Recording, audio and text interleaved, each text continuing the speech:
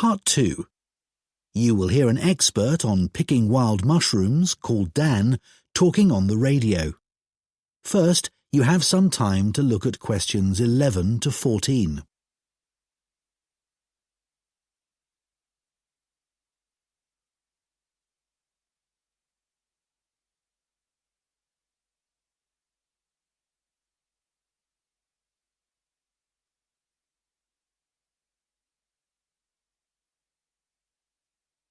Now listen carefully and answer questions 11 to 14. This evening, we're delighted to welcome Dan Beagle, who's just written a book on looking for and finding food in the wild. He's going to tell us everything we need to know about picking wild mushrooms. Thank you very much. Well, I need to start by talking about safety. You really need to know what you're doing because some mushrooms are extremely poisonous.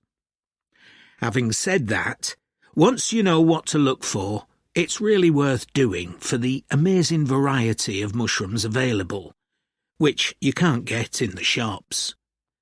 But of course, you have to be very careful, and that's why I always say you should never consume mushrooms picked by friends or neighbours. Always remember that some poisonous mushrooms look very similar to edible ones, and it's easy for people to get confused. The other thing to avoid is mushrooms growing beside busy roads, for obvious reasons. But nothing beats the taste of freshly picked mushrooms.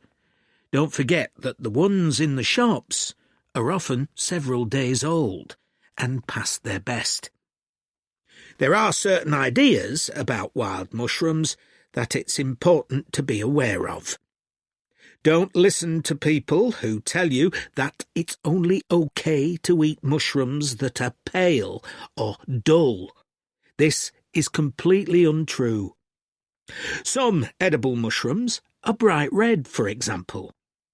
Personally, I prefer mushrooms cooked, but it won't do you any harm to eat them uncooked in salads. It's not necessary to peel them. Another thing you should remember is that you can't tell if a mushroom is safe to eat by its smell. Some of the most deadly mushrooms have no smell and taste quite nice, apparently. Finally, just because deer or squirrels eat a particular mushroom doesn't mean that you can.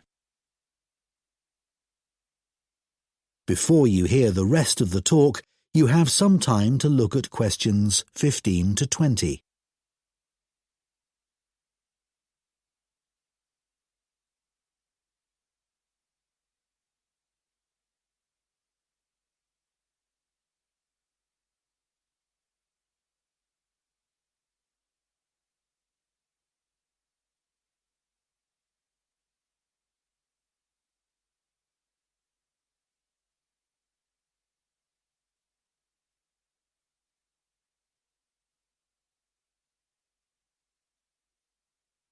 Now listen and answer questions 15 to 20.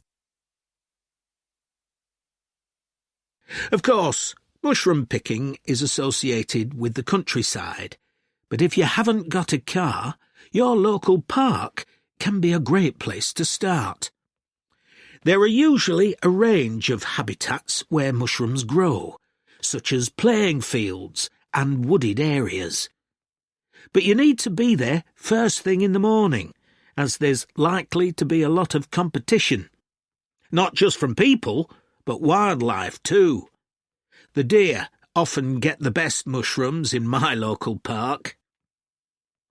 If you're a complete beginner, I wouldn't recommend going alone or relying on photos in a book, even the one I've written. There are some really good phone apps for identifying mushrooms, but you can't always rely on getting a good signal in the middle of a wood.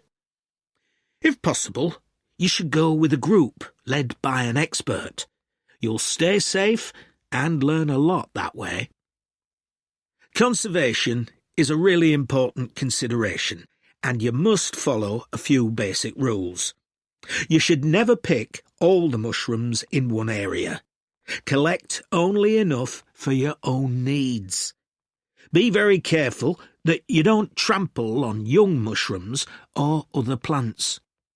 And make sure you don't pick any mushrooms that are endangered and protected by law. There's been a decline in some varieties of wild mushrooms in this part of the country. Restaurants are becoming more interested in locally sourced food like wild mushrooms, but the biggest problem is that so many new houses have been built in this area in the last 10 years.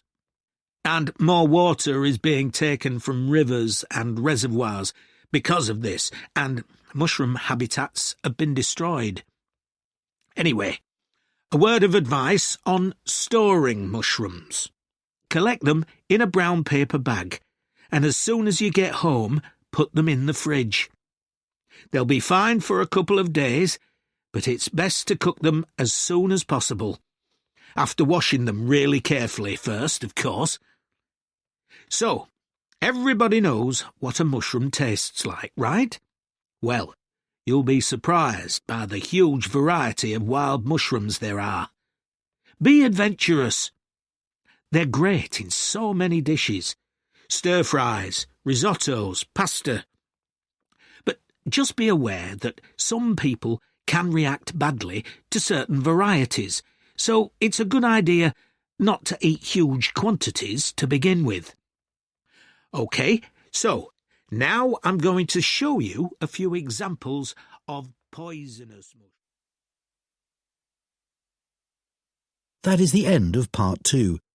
You now have 30 seconds to check your answers to Part 2.